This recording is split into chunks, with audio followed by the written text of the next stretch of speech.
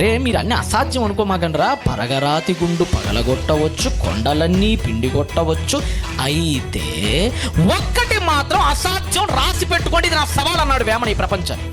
ఏంటయ్యా ఇంత సస్పెన్స్గా ఏం మాట్లాడుతున్నావు నువ్వు? ఇది కొండల్ని పగలగొట్టడం కంటే అసాధ్యం ఉందా ఒకటి అంటే ఉంది అంటున్నాడు ఆయన. ఏంటంటే అదేంటే మూడో వచనంలో చెప్తున్నాడు ఆయన, కఠిన చిత్తుని మనసు కరిగింపగారాదు విశ్వదాభిరామ వినురవేమ. అంటే ఒక కఠినాపుడి గుండెని మాత్రం ఎవడు కరిగించలేడు, కొండలైనా కరిగిస్తాడేమో కానీ ఇది మాత్రం అసాధ్యం రా అని చెప్పేశాడండి.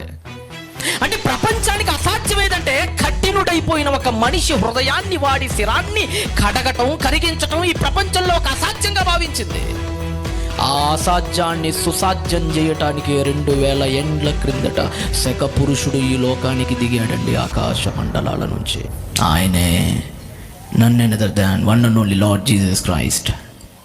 ఒకడే యేసుక్రీస్తు ప్రభుల వారు.